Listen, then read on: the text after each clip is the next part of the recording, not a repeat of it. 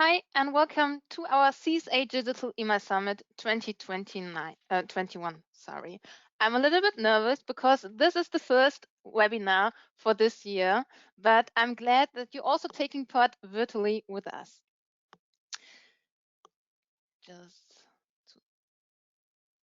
Yes. Maybe you recognize me. My name is Maike, and I'm responsible for the marketing and the events for the Certified Senders Alliance.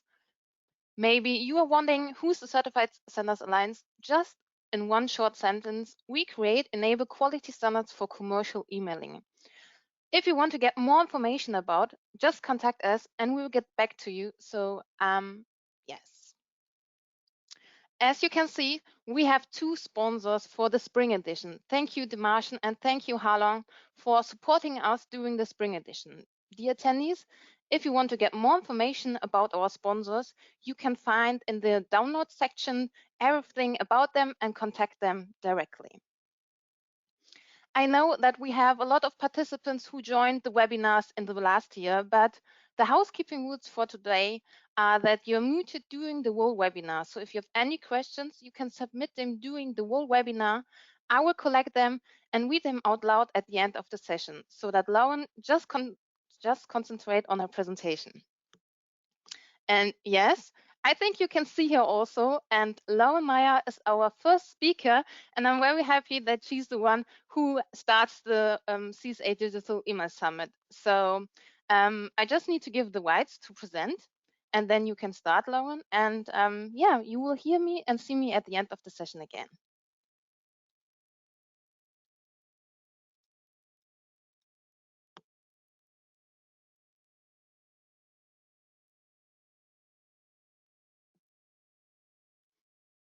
I think we can't hear you at the moment. Just now we should hear you. There we go. Okay. Yes. How are we doing? All right. Hi, everybody.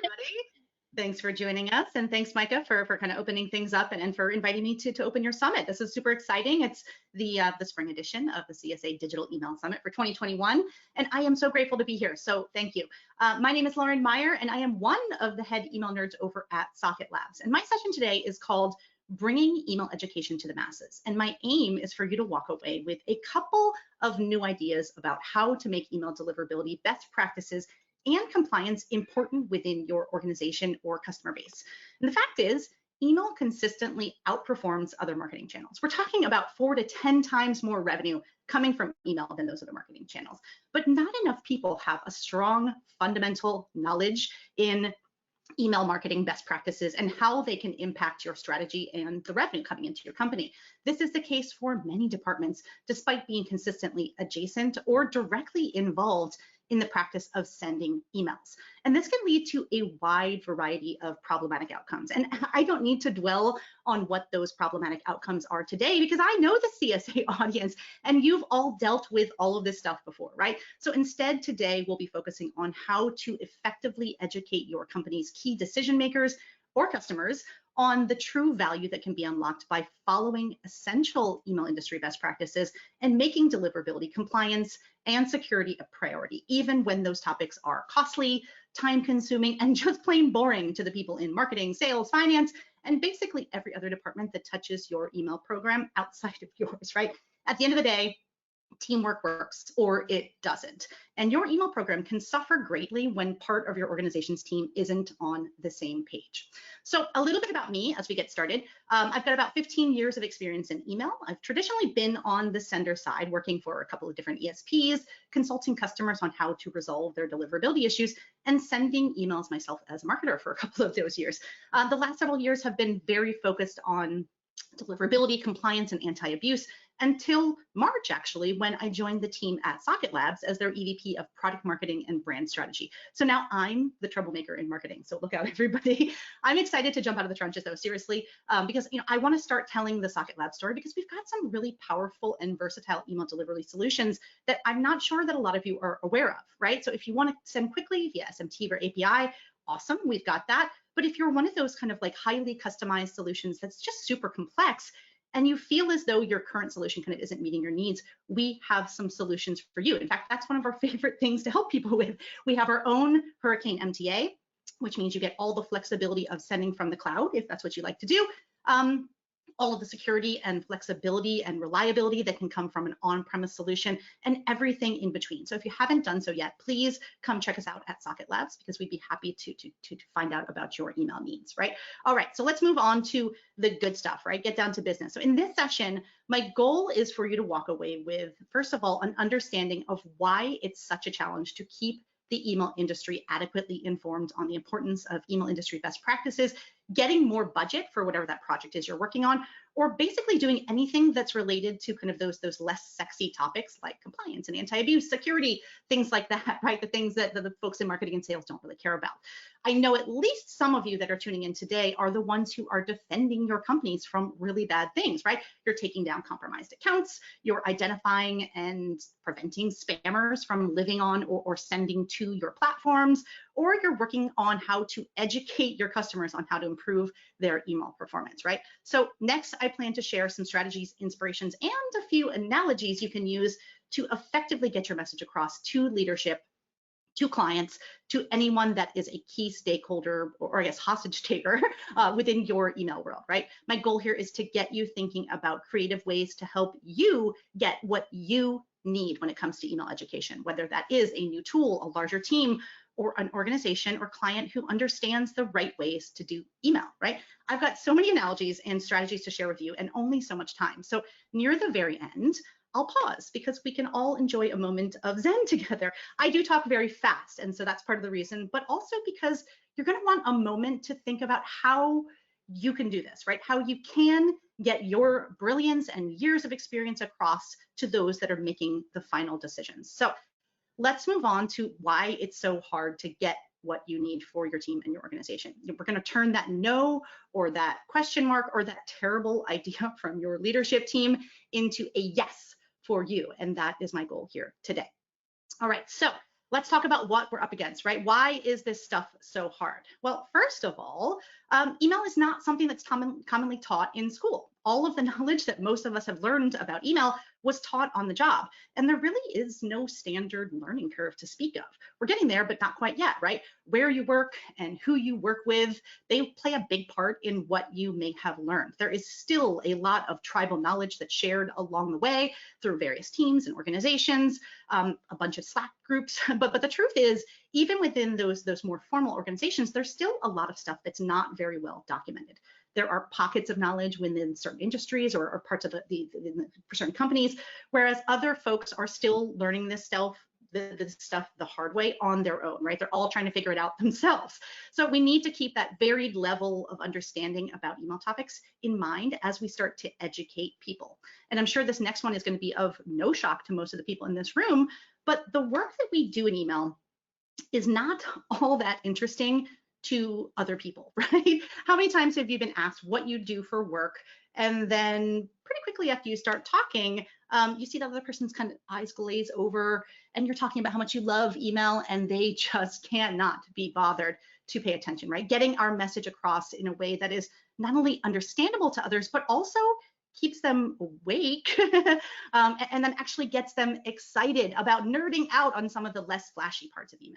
Overcoming this challenge is super important, but it's definitely not easy, and I can appreciate that. So this is partly why you often hear people joke about the fact that they've been giving the same advice for 10 years, but it's not really a joke because we have been giving a lot of the same advice.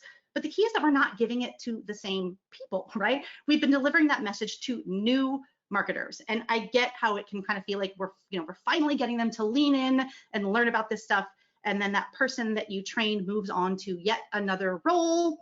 And once again, we have a brand new marketer who is the one who's hitting send, right? Another marketer who's looking for that same knowledge as the person that you just trained up, the same knowledge that we all sought years ago and have since acquired, right? So this is one of our main challenges outside of actually preventing and dealing with abuse, is how do we make sure that we're not focusing solely on all of that innovation and the shiny new tools, because we've been doing this stuff for 10 or 15 or 25 years and we're bored by the basics, right? How do we highlight the new cool stuff and give exciting predictions about the future of email and without forgetting the fact that a lot of the people that are pushing send are still new to these concepts and they weren't taught them in school.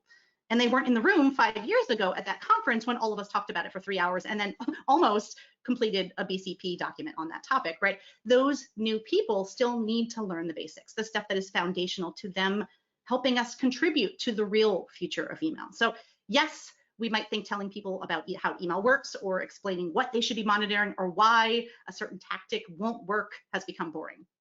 It feels repetitive because we have done it before. In fact, if you search for email marketing advice on Google, you get 508 million results. And I think we can agree that not all of that advice is good advice. You know, the answer to educating our colleagues and our decision makers and clients isn't more advice about email. It's actually better advice that connects them to the subject in a way that makes them more likely to understand it and embrace the right concepts early on. And then they continue to use those as they move on to other aspects of marketing or other parts of their job, right? Passing that torch on to yet another newbie marketer on their team. And we'll talk more about that later. So, you know, speaking of those kind of best common practice documents and you know, discussions about email that we've had, one of the issues that we're facing here is that what counts as an email industry best practice seems to be subject to the eye of the beholder a bit, right? Blame how quickly technology evolves or the fact that there are multiple forms of tech that often emerge at the same time before one of those kind of gains larger adoption and the other one fades away, or maybe they both survive and it takes a couple of years for them to converge and kind of play nicely together. Other best practices actually seem to serve the vendor who suggested them more than the actual email practitioners themselves. So even just knowing what actually matters within the industry can take a lot longer to agree upon than we kind of realize, right? So even just taking those past discussions that we've had at the CSA Summit, or think of those BCP documents that you've ever worked on with anything more than 2 or 3 contributors. Someone suggests an idea and a bunch of us agree, and then someone raises a point to suggest why that's maybe not a great idea, and then some of us agree with that too. This stuff is complex, right? And there is often just not one good answer to solve a problem or to improve a situation.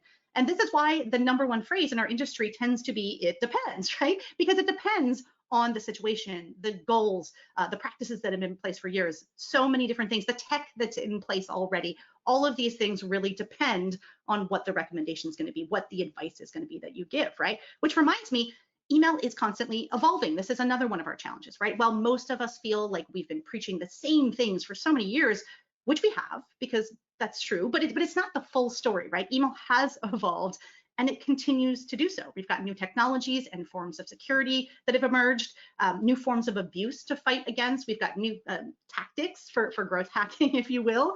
The key is to remember that it's part of our mission, even if it's a tedious one sometimes, to continue educating others. And that education includes reinforcing the basics that make someone a good email citizen instead of a problem for one of us to clean up later, right? So bringing all of this together as if we needed any more challenges. And quite honestly, this is starting to feel kind of like we're herding cats, right? There's all these different challenges. What do we do with all this stuff, right? This is frustrating. But we need to remember that all of these challenges are paired with the fact that even if we do have a point of contact who gets email and is doing right by it, they are often reporting to or taking orders from someone in leadership who doesn't fully understand the impacts of the decisions that they're making, right?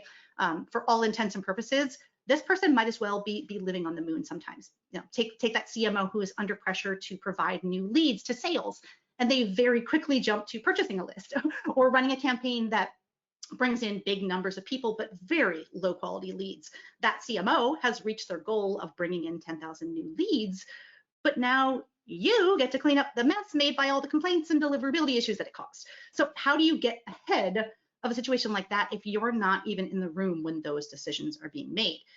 Email education is truly the way. So before we jump into some strategies that can help you educate your decision makers, I'd like to pause really quickly and take a quick audience poll, right? So this is, I'm taking the spotlight off myself. I would like to hear from you guys really quickly. You know, we just walked through a bunch of challenges. So I'm curious to know, between the choices on your screen, which hopefully Micah is kind of queuing that up, which one of these aspects of email education do you find the most challenging? And we'll just pause and give it a little bit of time for you guys to wake up and make your choices.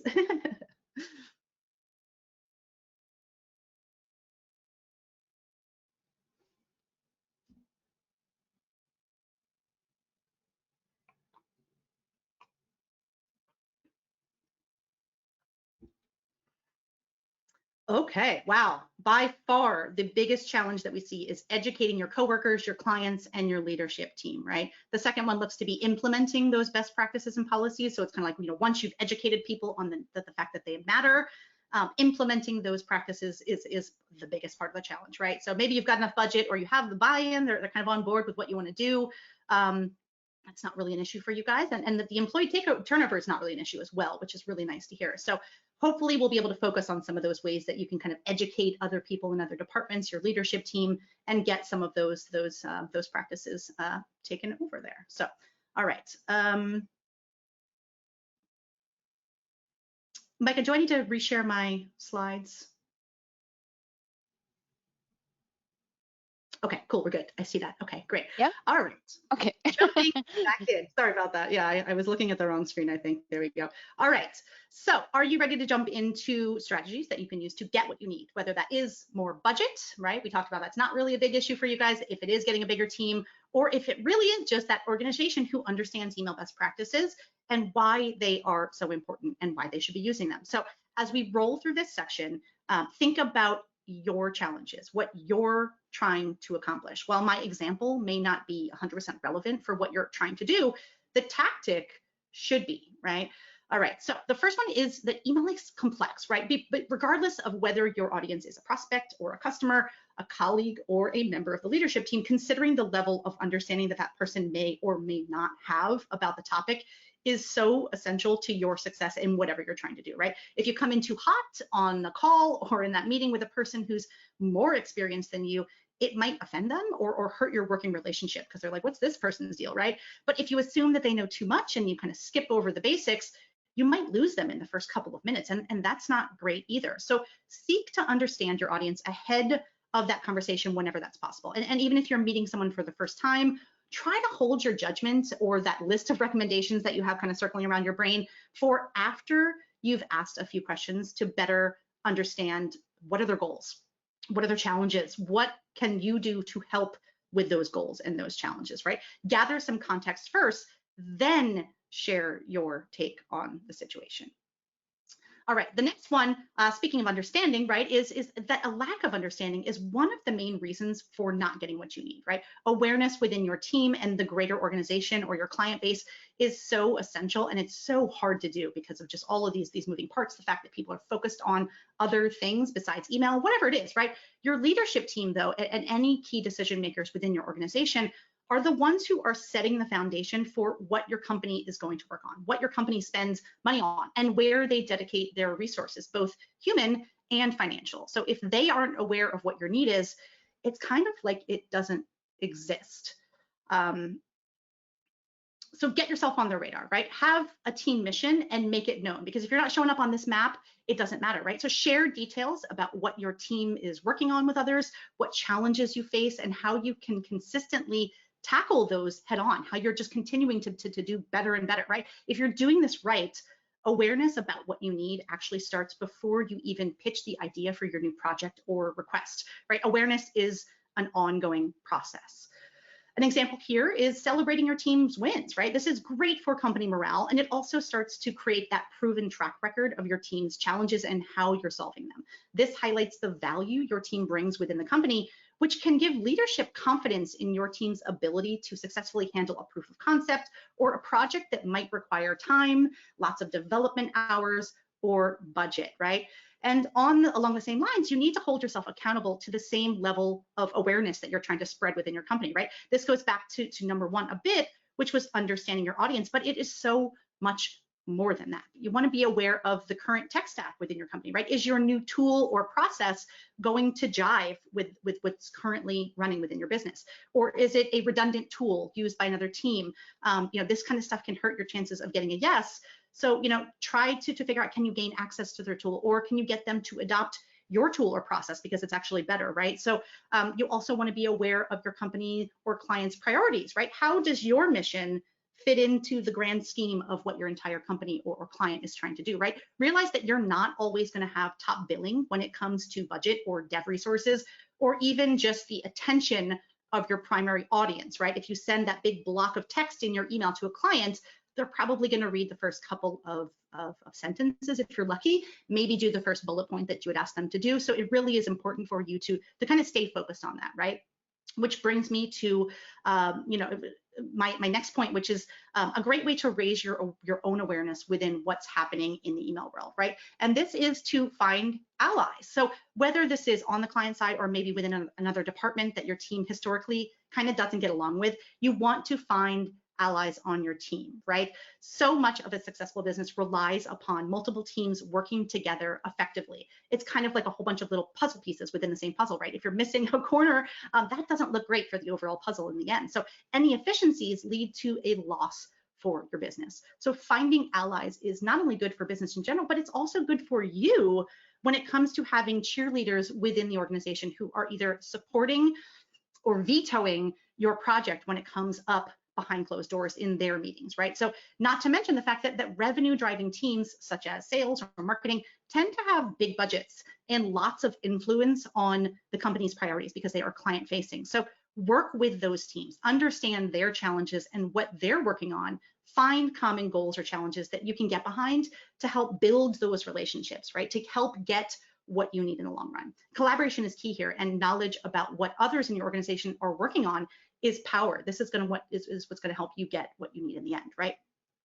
So along the lines of finding allies, consider all of your potential stakeholders before you pitch that idea to your actual decision makers, right? So how does what you're proposing affect marketing, sales, IT, project management, finance, support, customer success? Yes, I did just list basically every company within every team within your company, because I want you to think about all of those different departments and how they may be impacted by what you're doing. Like, what is that butterfly effect, right? So collaborate closely with those teams regularly and keep them updated on your team's needs, your progress, and your challenges.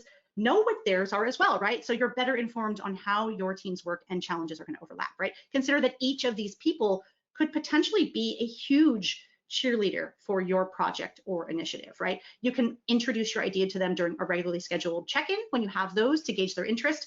If you don't have one of those on the books, you can always just kind of schedule a one-off meeting and say, hey, I want to get your kind of take on this. You genuinely want to ask for their feedback here, right? Explaining at a high level what your tool or your process or your project is going to do. Share why that might be valuable for their team. Maybe propose a few ways that they could actually use that tool or process directly themselves, why they could benefit from it, right? Any example of this could be, actually a good example of this from my past is trying to add a third-party deliverability monitoring tool for your deliverability and compliance teams, right? So I was trying to do this in my past life, and while I was the primary user of that tool, I found out that it could actually benefit a lot of different teams, right? Customer success, then support teams who were dealing with customer issues and questions. It could be used by sales actually for prospecting or for conversations when they're coming up for renewals of existing customer contracts. Marketing could use it for lead scoring, and clients of yours could actually benefit from greater insight. So the list just goes on and on and on when you think about how other people in the company might use that tool. So the point is, while these people are not your decision maker, and in fact might be competing with you when it comes to dev resources or something like that, these stakeholders could be your Trojan horse to getting exactly what you need, right? The way you offload the expense of a new tool or a bigger team, because getting what you need benefits the company as a whole, right? So find ways to sort of share that budget, share those challenges that you're facing. Really try to get into the mindset of that other person and understand what they need. It might not align with what you need fully, but there could be some overlap there. Plus, keep in mind that pitching to your peers gives you time to practice for the real event, right? Those key stakeholders could also give you more use cases to add to your pitch, or they could raise some objections that allow you to better prepare for those rebuttals that are going to come from leadership when it comes time for you to ask for more money, right? So that's another one too. All right, so now you're working your way through all of the things that you want to set yourself up for with success. You're getting closer to that pitch time, whatever that pitch looks like, but you want to bring data to the table, right? Tie everything to revenue that can be made for your company or your client, or highlight cost savings or any promising trends you see in performance wherever you can, whenever you can. Use whatever data you have access to, right? If you've done a proof of concept, or if you have evidence to support that something that your company or client is already doing could be done at a larger scale and work out very successfully.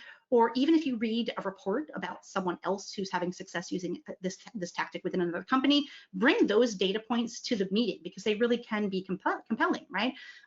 Include a pretty graph or two, or be prepared to share your reporting dashboard, because leadership teams love to see promising data, and they also love when someone comes prepared. So both of these things are going to help them realize that this is a well thought out project on your part, and they might be on board with it more that way. All right, so even if you don't have any data about what's already taken place because your initiative is brand new, it's just this brand new idea, account for everything that you can, right? What are those potential or expected butterfly effects of your change, right?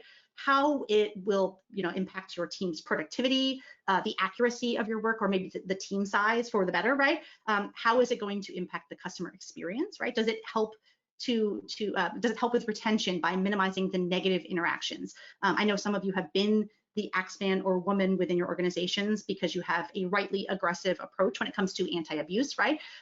Finding ways to reduce churn for legitimate customers is a very real way to appeal to your decision makers if you're in one of those cost centers, right? So another thing you could consider is, will your change reduce company downtime, or will it reduce lost revenue caused by deliverability issues or other time-consuming mistakes?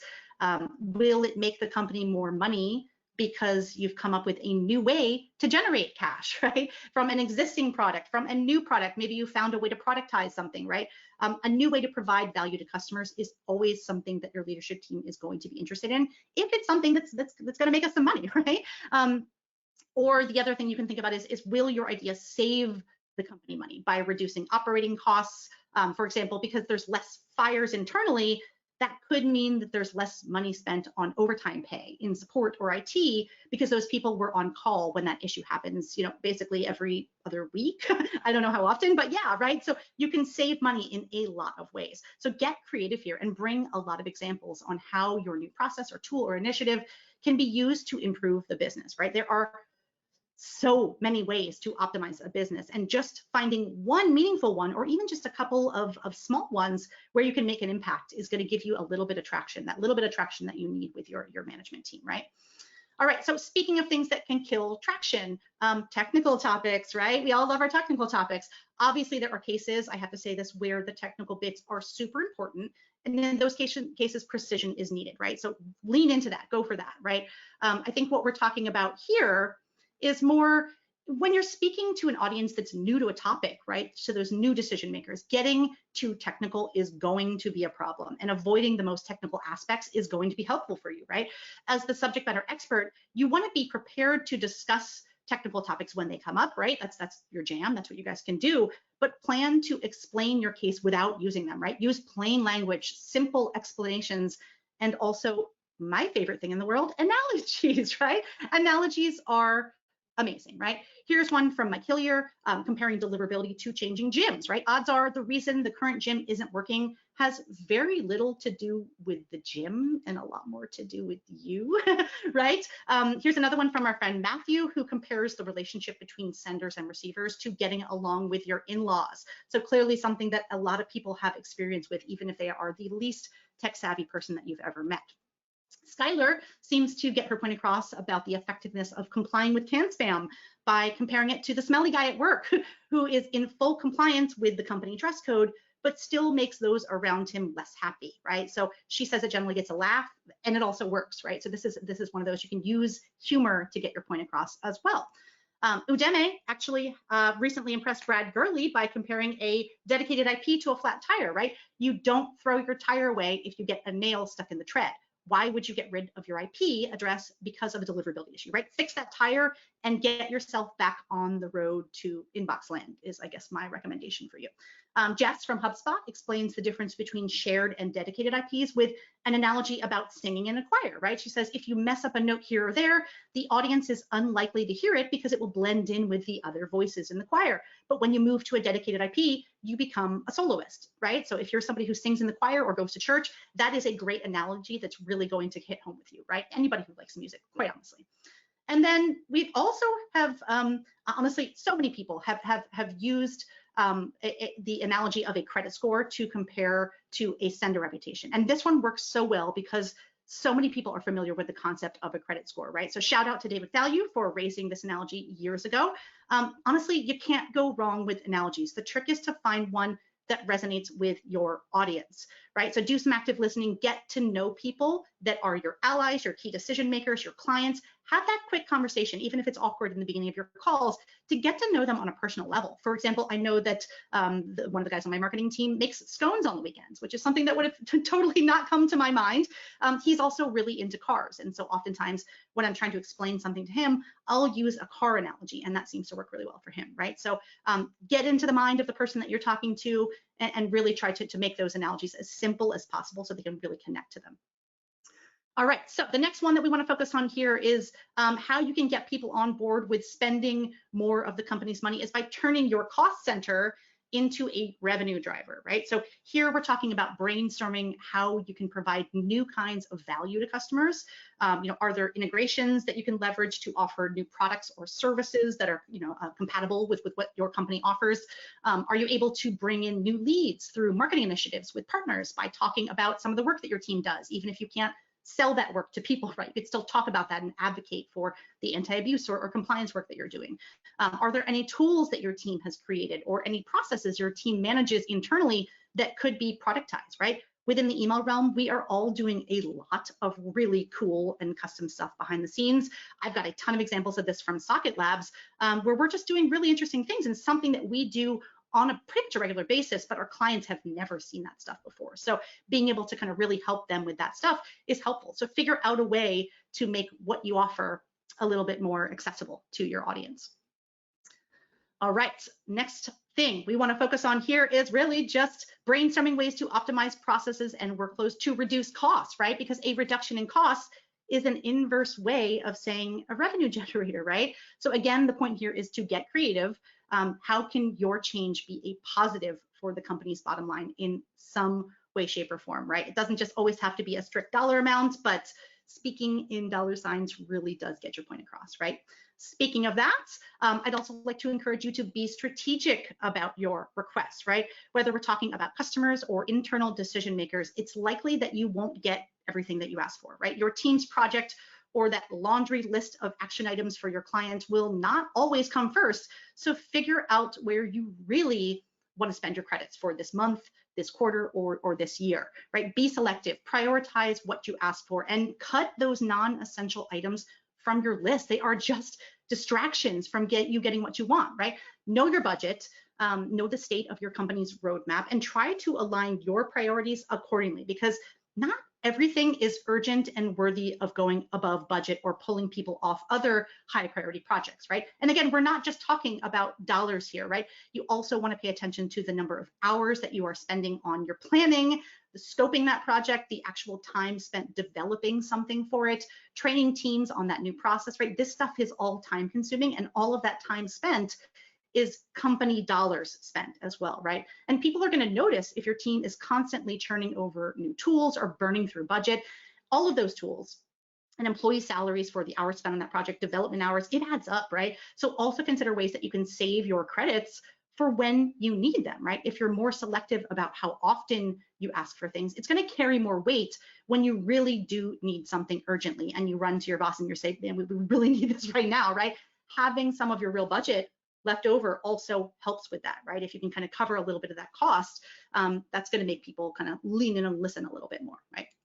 All right, and then lastly, plan for how you will track the performance and the success of your change. So the next time that you ask for something, people are going to have higher confidence in the fact that the things that you ask for generally tend to lead to good things for the company, right? As your project launches or that new best practice that your client implemented, if that works to fix their issue or to make them a little bit more money, socialize those results, right? Both the good ones and the bad ones, right? Celebrate the things that went better than expected and the people who made those things a success, right? Including your allies, your cheerleaders, and your key stakeholders.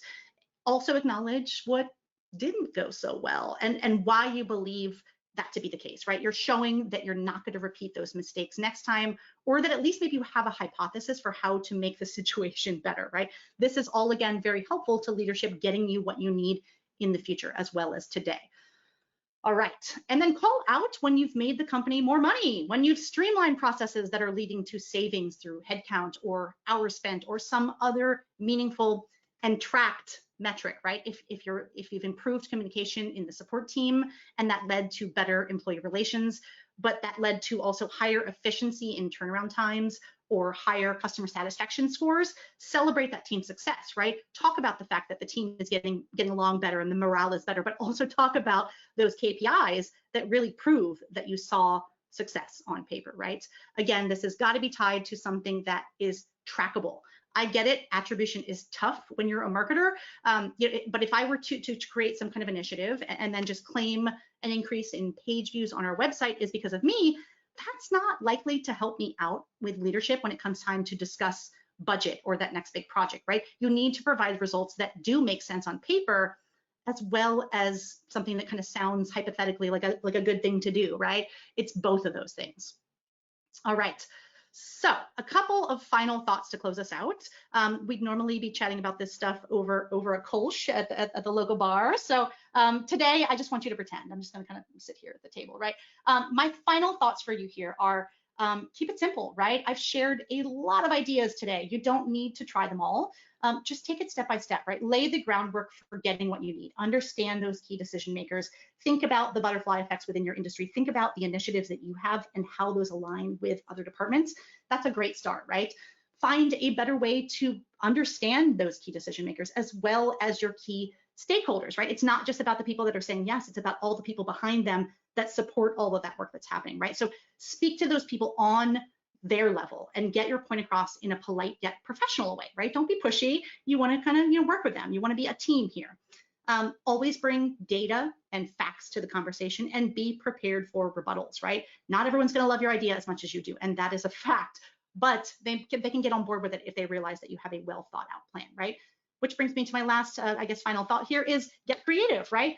Just like with email, there are countless ways to optimize. So figure out what's going to work best for you and go for it, right? Again, my name is Lauren Meyer. I'm the EVP of Product Marketing and Brand Strategy for SocketLabs. Thank you so much for joining me today, and an even bigger thank you to the CSA for the invitation. I guess that's it for now, Email Geeks. We're going to move into the next section, which is the Q&A. So after that, you're going to get back to work, right? So that's you guys. All right. Yeah, so far we don't have any questions at the moment, but Cool. that's no problem. That's good for you. Yes, that's so. Yeah, Dear attendees, if you have questions during the next days and you see the recording and then say, I just have one question again, just contact us or contact Lauren directly and we will answer, or Lauren will answer the questions. So I think that's it for today. And dear attendees, thank you for joining. Thank you, Lauren, for being part of the CSA Digital Summit. And you will receive a feedback form after this webinar, and I'm would be very happy if you fill out the feedback form and give us feedback for the future. And I wish you happy evening and hopefully see you soon. And you too, Lauren. See you soon. Thanks very much, Micah. Bye, Email Thank Geeks. you. Bye.